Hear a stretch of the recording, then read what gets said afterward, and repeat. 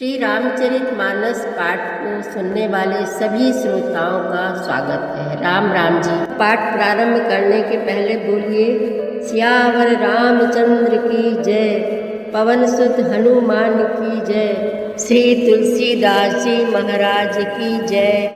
बोले बिहसी महेश तब, ज्ञानी मूढ़ न कोई, जेहि जस रघुपति करहि जब, सो तस तेहि छन होई।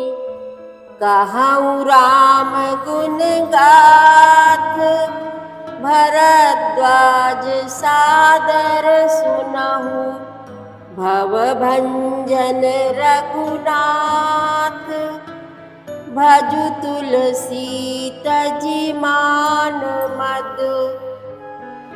हिमगिरि गुहा एक अति पावनी, बह समीप सुर सरी सुहावनी।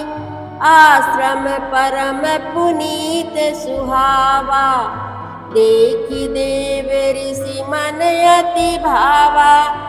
निरखि शैल सरि विपिन विभागा, भयउ रमापति पद अनुरागा। सुमिरत हरि श्राप गति बाधी, सहज विमल मन लागी समाधि।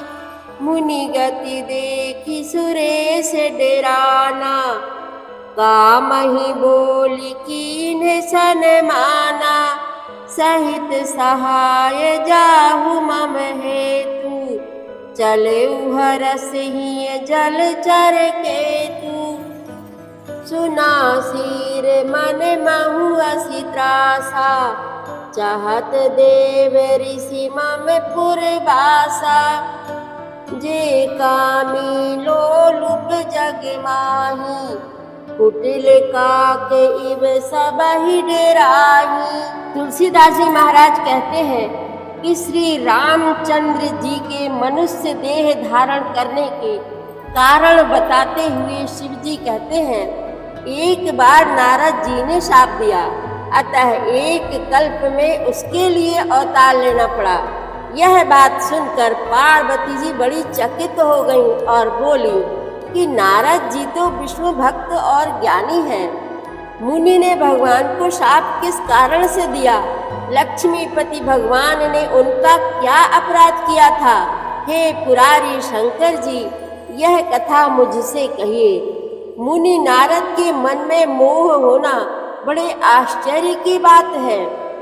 तब महादेव जी ने हंसकर कहा, ना कोई ज्ञानी है ना मूर्ख। श्री रघुनाथ जी जब जिसको जैसा करते हैं, वह उसी क्षण वैसा ही हो जाता है।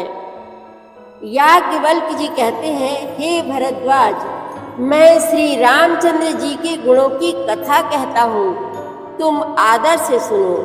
तुलसीदास जी कहते हैं, मान और मद को छोड़कर आवागमन का नाश करने वाले रघुनाथ जी को भजो। हिमालय पर्वत में एक बड़ी पवित्र गुफा थी, उसके समीप ही सुंदर गंगा जी बहती थी। वह परम पवित्र सुंदर आश्रम देखने पर नारद जी के मन को बहुत ही सुहावना लगा।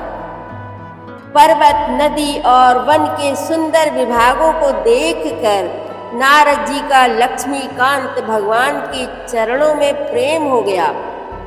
भगवान का स्मरण करते ही उन नारद मुनि के शाप की जो शाप उन्हें दक्ष प्रजापति ने दिया था और जिसके कारण वे एक स्थान पर नहीं ठहर सकते थे, गति रुक गई और मन के स्वाभाविक ही निर्मल होने से उनकी समाधि लग गई। नारद मुनि की यह तपोमयी स्थिति देखकर देवराज इंद्र डर गया।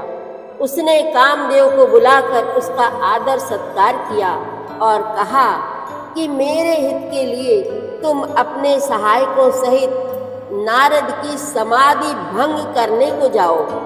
यह सुनकर मीन ध्वज कामदेव मन में प्रसन्न होकर चला। इंद्र के मन में यह डर हुआ कि देवर्षि नारद मेरी पुरी अमरावती का निवास राज्य चाहते हैं। जगत में जो कामी और लोभी होते हैं वे कुटिल कौवे की तरह सबसे डरते रहते हैं। सूख हाड़ लय भाग सठ स्वान निरखी मृगराज छीन ले जन जान जड़ तिमि सुरपति ही न लाज। सियावर रामचंद्र की जय पवन सुत हनुमान की जय श्री तुलसीदास जी महाराज की जय। प्रतिदिन श्री रामचरितमानस पाठ में शामिल होने के लिए हमारे चैनल अपनी विरासत को सब्सक्राइब कर लीजिए और घंटी का बटन भी दबा दीजिए, जिससे रोज़ सुबह 7 बजे आपके मोबाइल में एक दोहा रामायण पाठ का आ जाएगा। वीडियो को ज़्यादा से ज़्यादा शेयर करके इस नए काम में भागीदार बनिए। धन्यवाद।